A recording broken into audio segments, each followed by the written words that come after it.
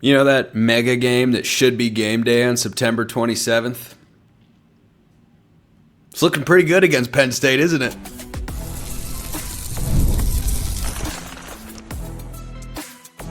You are Locked On Ducks, your daily podcast on the Oregon Ducks. Part of the Locked On Podcast Network, your team every day. Yes, it is that time once again for Locked On Ducks. I'm your host, Spencer McLaughlin. Thank you all so much for making this your first listen or your first view of the day. It's part of the Locked On Podcast Network, your team every day, and your number one source to stay up to date with the Ducks. How good is Dakorien Moore? I'll put that into context later on. Dante Moore, and yes, something to think about in the good old transfer portal, which might be changing later on anyway. That is all on today's show, which is brought to you by our friends at Monarch Money. Take control of your finances with Monarch Money. Use the code LOCKEDONCollege at monarchmoney.com for 50% off your first year. I've been getting a lot of questions, requests, comments about Oregon against Penn State because through two games, there is no other way to say it or see it. Oregon has looked better than Penn State. Dante Moore has looked better than Drew Aller. Oregon's running game has statistically and eye test-wise been better than Penn State's, and the Ducks' two scores have been far more impressive. I mean, Penn State was up just 10-0 against FIU at the half at home. FIU plays in a worse conference than Oklahoma State. It took until the fourth quarter for Penn State to be able to pull their starters. I think Oregon could have pulled their starters after the first quarter and been just fine against the Cowboys. So, now if FIU and Oklahoma State played today, how close would it be? I think Oklahoma State would win. I don't really know. So then that brings us to the Oregon-Penn State game. Should we feel better about it right now? Well, first of all, as much as I don't want to have this conversation, it's actually hard to not have this conversation. Because Oregon has looked so good, because their next two opponents on paper don't appear capable of posing a challenge. I sent out a question on Twitter the other day, and I said, for the next two games combined, how many points do you think Oregon will score? They go at Northwestern this week. I'll talk more about the Wildcats and give you a rundown of their team tomorrow. And Oregon State the following week when they come back home. Here are some of the responses. 101, 102, 58, 72 for 130 combined, not separately. 130, 90, 91. That's where everybody's thoughts and expectations are at. And everything feels, because of how Oregon's playing, because they are firing on all cylinders at the moment, like it is a giant, almost tease for the next couple of weeks for Penn State. That's all it is. That it's just, all right, let's just get out of here, don't have any major injuries, anything like that, business as usual. I will be honest with you, and my everydayers know that this takes some admission on my part. I feel better about Oregon going to Penn State now than I did during the offseason through two games. However, I am not going to radically change my opinion just based off a couple of games. Perfect example. We have to go all the way back to 2024, in which Oregon struggled in its first two games with a veteran quarterback and an offensive line that should be better, and Drew Aller was sacked twice against FIU. Dante Moore hasn't been sacked yet. They struggled against Idaho. They struggled against Boise State, who of course turned out to be really good, but they struggled with Idaho. Whereas this year we saw what Oregon should have done to Idaho a season ago. By the time Ohio State came to town, what happened? They were ready to go. Now, Penn State is slightly different than Oregon in this regard because that was Oregon's sixth game of the year last season. This will be Penn State's fourth game of the year. They only have one more game day opportunity to get themselves firing on all cylinders in the lead up to the Oregon game. So, do I have that slight tilt towards more confidence that Oregon is going to win a game in which the deck is stacked against them, scheduling-wise? Yeah. It's pretty slight. It is definitely there because I can't just ignore the two games that I've seen and how good Dante Moore has looked. But one thing that keeps me in the I still expect Penn State to win that game mindset is that Penn State defense has looked absolutely nasty, as expected. The starters have not allowed a touchdown. Oregon starting defense is the same way. So Penn State is going to have that crowd behind them, and that defensive front looks absolutely gnarly. They lost Abdul Carter, a top, 3, 4, 5 pick in the NFL draft. and they still look really good. Like Oregon has reloaded up there. Penn State looks like they have stacked more than enough talent, led by Dennis Sutton, and he looks really good, by the way, because he is really good. They look as I figured they would on that side of the ball.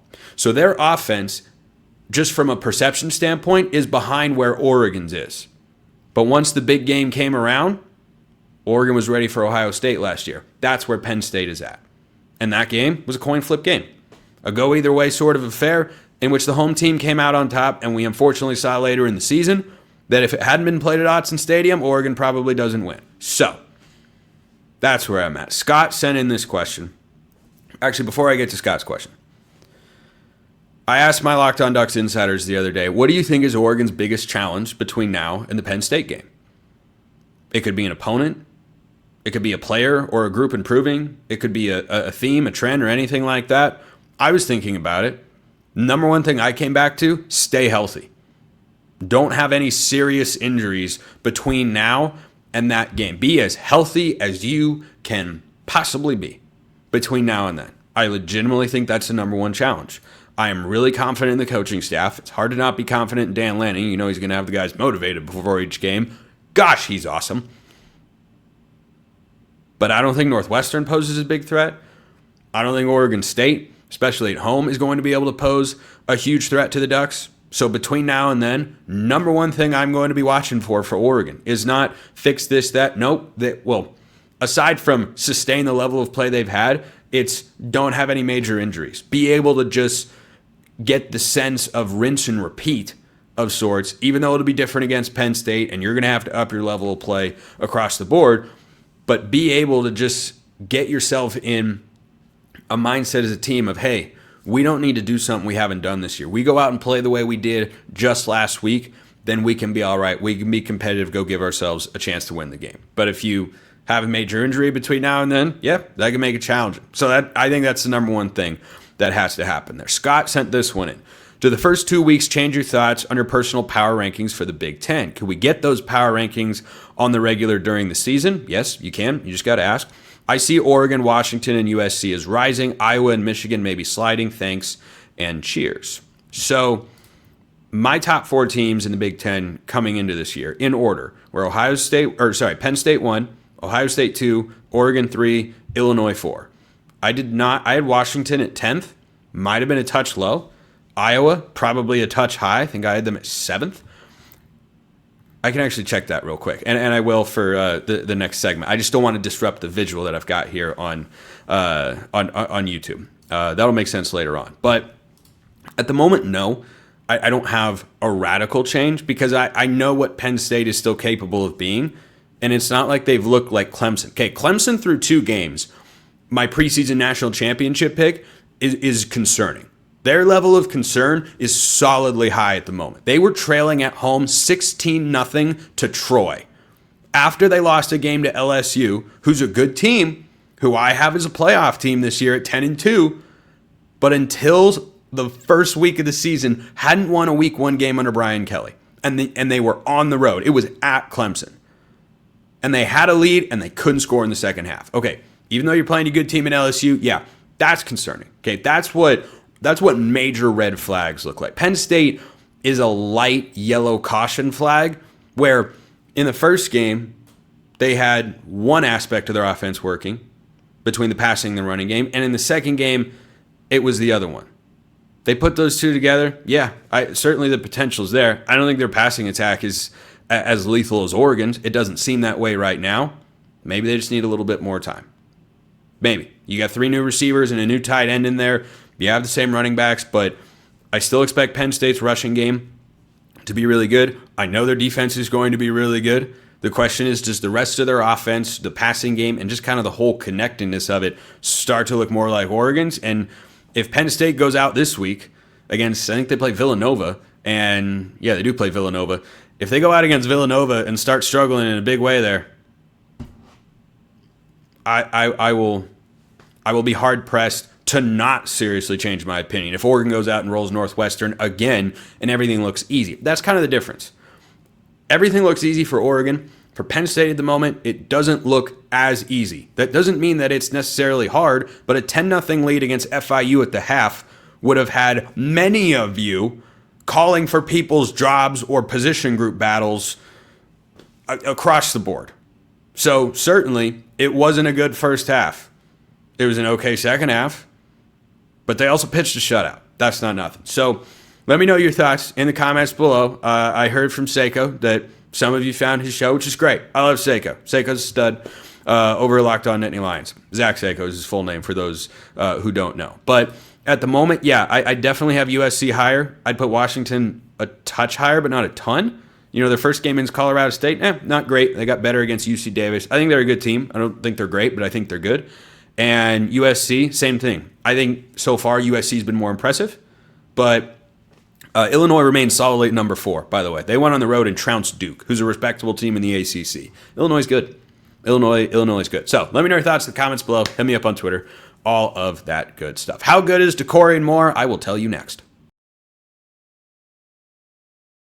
First, this episode is brought to you by our friends over at Mazda. Mazda crafts cars for those who do more than simply move. Like Dakorien Moore doesn't move like a regular person. Mazda doesn't have their cars move like just a regular car. Mazda delivers confidence with every ride, with more IIHS Top Safety Pick awards than anyone else as of August 2025. From footwork to breathwork, athletes, and yes, Oregon athletes included, of course, are sweating all the details. I can appreciate that. I'm a very detail-oriented guy. If you ever play golf with me, you'll see how detail-oriented I can be. Mazda brings the same intention to how they craft every model. With all-wheel drive standard in every crossover SUV, you can drive with confidence through almost any season. Mazda's all about the details. I'm about the details. Dan Lanning is about the details. Mazda's the way to go. Like the Oregon players, Mazda is sweating every detail because when you make every move count, impossible becomes irrelevant. Mazda, move and be moved. This episode also brought to you by our friends over at DoorDash. Time to look back and crown this week's MVP on Who Delivered, powered by DoorDash. Just like you can win every Saturday with DoorDash Streaks, saving more every time you order. These players delivered when it mattered most for the Ducks. Let's start with Dante Moore. I mean, this guy could not be off to a much better start. The deep shots were beautiful. The operation of the offense is darn near seamless. And who's he been throwing the ball to a lot? Dakorien Moore, who I'm about to talk about, could be Oregon's best offensive player outside of Dante Moore. Those two guys had great games over the weekend against Oklahoma State. They delivered for Oregon, just like DoorDash can deliver your Saturdays. With DoorDash Streaks, you save every Saturday you order. Stack it up all season, and you could save up to $250, including $100 in DoorDash credits. Order this Saturday when Oregon plays Northwestern. Keep the streak alive. Fuel your game day. Only with DoorDash. Terms apply. Promo period through November 18th. Check out DoorDash today. So really quick, for those who were asking or wondering about my conference power rankings coming into this year, this is the list for those on YouTube. For those on audio, it's Penn State 1, Ohio State 2, Oregon 3, Illinois 4, Indiana 5, Michigan 6, Iowa 7, Minnesota 8, USC 9, Washington 10. I won't bother with the rest of the list. Right now, I'd probably swap. I'd definitely put Iowa down. I would put USC up. I don't know that I would actually change Minnesota just yet. They're kind of a sneaky good team. And Indiana could be a touch high there at number 5. We'll see if Cignetti can figure things out. Nebraska feels too low at 11. Other than that, there's nothing really that I would change. UCLA might need to go down. They got beat by UNLV on the road. That was rough. But yeah, I'd say USC and Washington be the biggest risers, but Nebraska is solid too. And I think overall the depth in the Big Ten Conference is just pretty profound. So wanted to put that in there for those who are perhaps wondering. This, of course, something I talk about more regularly over on Locked On College Football. But if you want me to talk about it here on Locked On Ducks as well, Big Ten power ranking stuff, hey, I'm here for it. Just submit the questions as always. More blue mystery liquid for today's second segment sip. Just got to do it every day, or else you couldn't get a good show. I can't live with that. Thank you all for being here. Shout out to my everydayers. So, Dakorien Moore is off to an awesome start. I am thoroughly enjoying watching him play college football for a couple of reasons. Number one, it's been a long process When you go back to when Oregon first, made an offer and goes out and he commits to LSU and he's committed to LSU and you're thinking, it's an outside chance, maybe it doesn't happen. And then Rashad Samples gets hired, the Duncanville connection is there, and he commits to Oregon. They're able to keep his commitment throughout the cycle. And I think he's off to a fantastic start. Now, statistically, he's actually not in the same range of where Jeremiah Smith or Ryan Williams were a season ago, also 5-star, highly rated true freshman wide receivers. But what I look at is, does he look like he belongs already? Because if he does, there's going to be another gear. And I think that's the case. His numbers, frankly, are not blowing you away, but he has made several impact plays, which I think is more a reflection of how many weapons this Oregon offense has. As the season goes on, I think Dante Moore is going to find chemistry with a couple of guys more than others. I think Dakorien and Sadiq are going to be big parts of that offense going forward. But I do think there will be a strong element of balance out there. So Dakorien Moore so far has the 65-yard touchdown. He had the 25-yard touchdown run last week against Oklahoma State. The first game, he didn't do anything bonkers statistically, and they were playing a whole bunch of guys and whatnot. But I almost landed on the answer to this question, which I sent to my Locked on Ducks insiders the other day, which you can become as well. Free 14-day trial. Click the link in the description below. You get priority mailbag access, a bunch of other perks as well. But I asked a question, besides Dante Moore, who is Oregon's best offensive player? You can make the argument the answer is Dakorien Moore. The reason you can do that is twofold. Number one, we have seen the ability to do a variety of things. Fly sweeps, quick passes, explosive plays. The playmaking ability obviously has to be there. But number two, is there anything else you can bring to the table? If I'm considering you as Oregon's best offensive player, not named Dante Moore, then you probably have to be able to bring a number of things to the table. And so his ability to not just make plays, but also be a threat to make plays, I think is very real. Take, for instance, the touchdown end around to D'Air Hill against Oklahoma State. Dakorien Moore lined up in the backfield, and he ran left. They faked it. D'Air Hill in the end around, walk-in touchdown. Now, that play was incredibly well blocked. That matters too. But I bet the defense caught a look of, oh, hey, one's in the backfield. He's already got a big touchdown here. We better give him a lot of it. And then they bring D'Air Hill around. It was just a masterclass in play calling there from Will Stein. So I think you can make the case that he's the best offensive player, not named Dante Moore. I have him as second. And it's close. But Kenyon Sadiq, I do not care what Pro Football Focus says. This is one of the worst things I've ever seen Pro Football Focus put out. I don't care what their reasoning is, but to have Kenyon Sadiq graded as below a 60 through 2 games is wild work. That is wild work at this point in time. Sadiq hasn't actually put up huge numbers so far this year. He's got the 20-yard touchdown. He had a big catch against Oklahoma State, and that's kind of been it. Except for the fact that he brings that other thing to the table. If you took Kenyon Sadiq out of Oregon's offense, who also has that, threat of being a playmaker and, just someone that draws the defense's attention, like he definitely has that.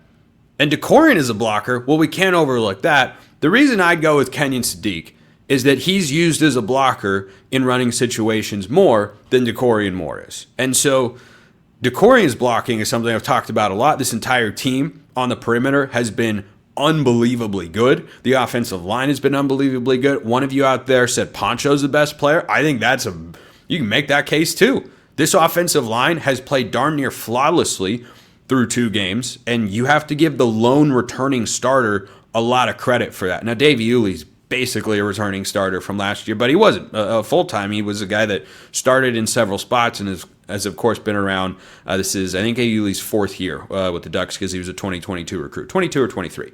Anyway, so I think after Dante Moore, I'd go Sadiq number 1 because of everything that he can do, including but not limited to lining up in the Wildcat spot. I wonder if Will Stein does that against Penn State just to give them a taste of their own medicine. I bet you they do. That'd be fun. I'd say Dakorien's number 2 and Noah Whittington's nipping on his heels at number 3. And the reason I put Whittington at 3 is he doesn't have as much of an ability. Not that Noah hasn't played great. He looks better than he ever has before. I mean, just absolutely awesome stuff. I'm so good with him as Oregon's number one running back because he's doing everything well. He looks really, really good.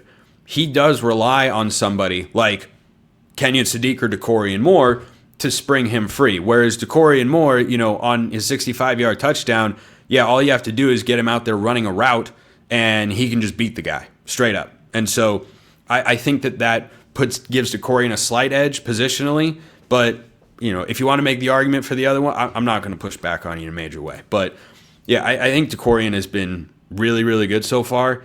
And as he gets more settled into the offense and into college football, and Oregon maybe has to throw it a little bit more. I mean, when you run for 280 yards a game, which is what Oregon's at right now, then what in the world do you need to throw it a bunch? Once they start airing it out a bit because they can't run for over 200 yards in a game, I bet Dakorien Moore starts putting up some big-time stat lines throughout the course of the year. Speaking of which, I sent this question out on Twitter the other day, and I said for the next 2 games combined, Northwestern this week, Oregon State next week, how many points do you think Oregon will score?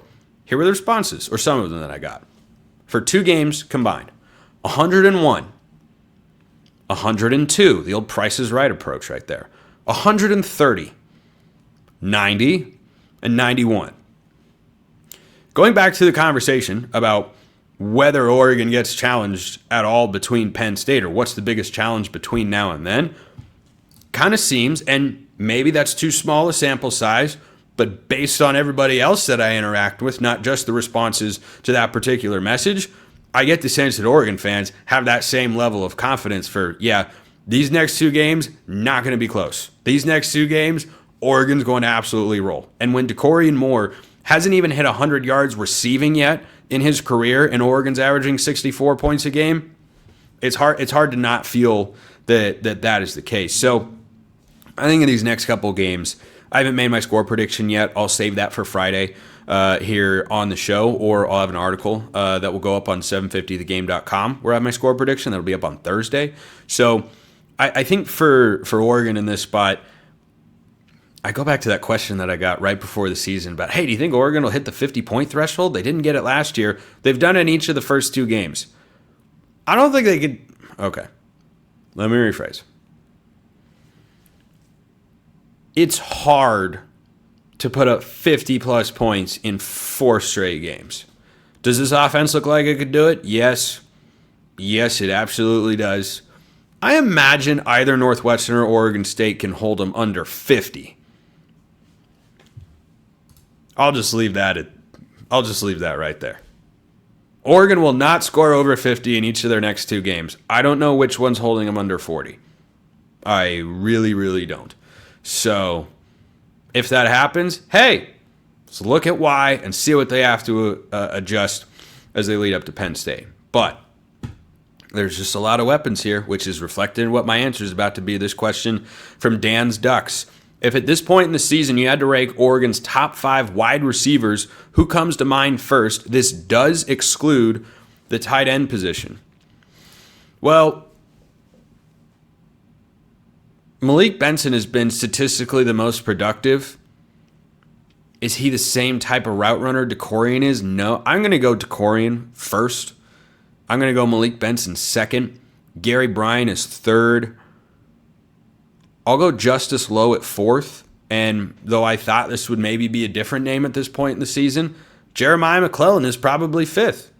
And I'd put Cooper Perry before Kyler Casper, who it looks like is just going to... He's seeing the field, by the way. He's getting out there. He just hasn't had the ball thrown his way a whole heck of a lot. But, yeah, I mean, McLaughlin looked awesome. You know, he caught that deep pass from Luke Moga and juked the guy out of his shoes like it was nothing. So, yeah, I'll say Dakorien Benson, who I think is playing awesome so far. I didn't have huge expectations for him, but he's playing well.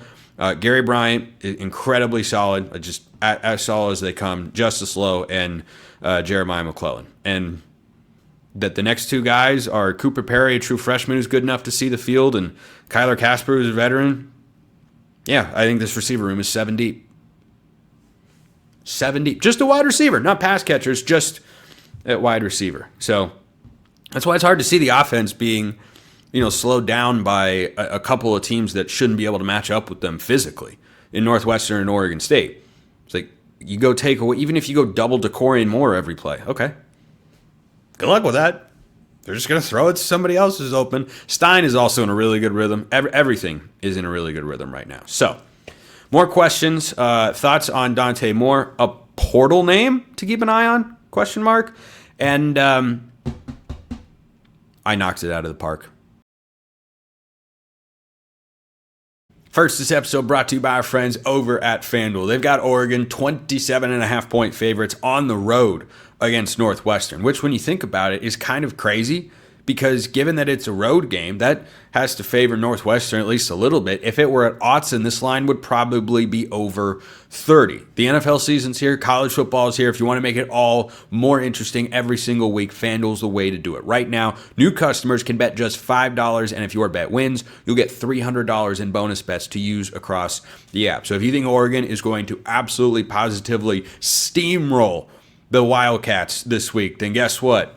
FanDuel's the place to go make that happen. If you want to get in on other college football action, it's a great slate of games. FanDuel's the place to go. If you're ready to play, download the FanDuel app now by visiting FanDuel.com to get started. That's FanDuel.com to place your first $5 bet. This episode also brought to you by our friends over at Monarch Money. Most people can't name all their financial accounts or even what they're worth, whether it's 401ks, properties, or investments. And when you don't have the full picture, you can end up leaving money on the table. That is why there's Monarch Money, an all-in-one personal finance tool that brings your entire financial life together in one clean, easy-to-use interface on your laptop or your phone. Monarch is built for people with busy lives like me or many of you, probably all of you out there. If you've put off organizing your finances, Monarch is for you. Monarch does the heavy lifting for you. You can link all your accounts in minutes, see clear data visuals, all without ever touching a spreadsheet. Do not let financial opportunity slip through the cracks. Boy, that was way harder to say than it needed to be, but guess what? Using Monarch is the easy way to get your finances on track. Use the code LOCKEDONCollege at monarchmoney.com in your browser for half off your first year. That's 50% off your first year at monarchmoney.com with the code LOCKEDONCollege. Check them out at monarchmoney.com. All right, Jeremiah sends this one in. Question for the show. Which quarterback does Dante Moore remind you of based off his play style, size, and arm? My comparison is CJ Stroud. Before I answer that, I did want to get a message to you all from my guy Cody Stovall over at Locked On Oklahoma State. I said, hey, text me what you think about Dante Moore. Many of you wanted to know. He is well aware that I'm going to use this quote on the show. Here's what he had to say after watching Dante Moore lead Oregon. It was at 41 first half points. Quote, Dante Moore is the real deal. Remarkable pocket awareness, slides protection effortlessly, always looking downfield while keeping his feet in a position to fire any route. Dante moves safeties around with ease like he was playing advanced 3D chess. Meanwhile, the Oklahoma State defense was forced to play 2D junior high checkers. That's pretty good and very on brand on the second half in particular for my guy Cody. He was impressed, and I mean, how could you not have been? So, going back to your question here, Jeremiah, whether this is a college quarterback or an NFL quarterback, when I watch Dante Moore, I see Matt Stafford in a number of different ways. The arm talent is where I really land. You know, I think Dante's a little bit more mobile than Stafford was, who could certainly move, and we've seen Dante's athleticism prove to be pretty good. But I mean, I don't hate the CJ Stroud is much thinner, and I always loved CJ Stroud. I actually wanted the Seahawks to tank, trade up and get him. They didn't do that, of course, and now they have Sam Darnold, and what do you know? It's off to a rough start. But I mean, CJ Stroud is an apt comparison in that both guys play the position at a very high level. I just think from a trade standpoint, the ball coming out of Dante's arm, it is so easy. You know, it's like watching a Major League Baseball player take BP who's got insane power. It's like you don't even look like you're trying. And yet you are hitting the ball harder and further than everybody else in this lineup. It's like, yeah, that's why he's Ronald Acuna Jr. or whoever it may be, or Aaron Judge. So for those guys, it looks easy, and I think for Dante, it looks easy. And I don't think right now he, is Matthew Stafford on track to be the number one pick in the NFL draft. He has to do a lot more than that. I just think that the arm talent, the mobility, the style of play, the arm angles. I think that all is where my mind goes immediately. A transfer situation to keep an eye on. Yes, indeed, even during the season. Think about this. And frankly, this is an interesting thought, especially if you're one of the few of you out there that also listen to Locked On College Football regularly. Luke is asking about Dallas Wilson, because what happens if Billy Napier gets fired at Florida? Would Dallas Wilson, a 5-star wide receiver in the class of 2025, one-time Oregon commit, who then got out of his national letter of intent and whatnot anyway, he stayed at Florida for family reasons, which I totally understand. If Billy Napier were to get fired, I'm not going to sit here and say Dan Lanning shouldn't ask. He isn't playing as a true freshman, by the way. I don't think consistently. He tore up the spring game. He went for like 11 catches, 180 yards, and 2 touchdowns. But I don't think he's carved out a big role for himself just yet. Doesn't mean he won't one day. Florida has a really good receiving core. But, I mean, I'm not going to say don't reach out. It's a bad situation, right? No, it's nothing like that at all. Here's what you have to remember. Evan Stewart could still come back next year because he could medically redshirt. And Gatlin Bear, a former 5-star receiver, is coming in next year. He'll be back from his mission. So, yeah, having more talent is cool. But, I mean, you'll have Dakorien. You'll have Jeremiah McLaughlin. I believe Justice Lowe could have another year. Gary Bryan will be done. I think Malik Benson will be done. But you've got Cooper Perry in there who's already seen the field. Dylan Gresham is hurt. If he gets back, we saw what he's capable of in the spring game. I don't know. Like, sure. I'm down. I don't know there's going to be a big pressing need or anything like that. Blazer Duck said, Spencer, fun question for you. I love it when the Timbers score a goal and they let off green and yellow smoke bombs. What are your thoughts if the Ducks incorporated this same thing when they score touchdowns? Is there any NCAA rule banning that? I think it would be a cool tradition inside Autzen. I'm going to shut this one down. The NCAA would not, but that's something Washington does. So, not exactly trying to make Oregon. I get the question. I think Oregon's got plenty of traditions at Autzen Stadium. Not that certain things couldn't be updated or improved. I think we're all aware of that, but no.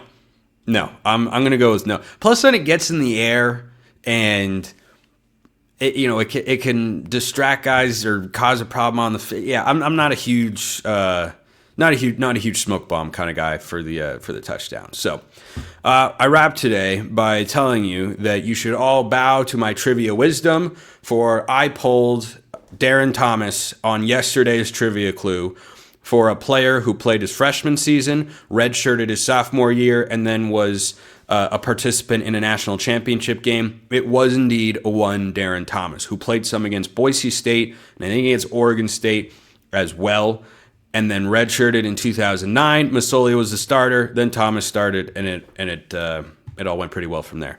So I am as proud and happy of that poll. Darren Thomas, one of the most underrated Ducks of all time, bar none. I'm really happy that he was the correct response. I'm really happy that I got it. So we're going to end today on a happy note, because why not? Appreciate everyone listening. I'll see you next time. Until then, hope you all have a wonderful rest of your day, and go Ducks.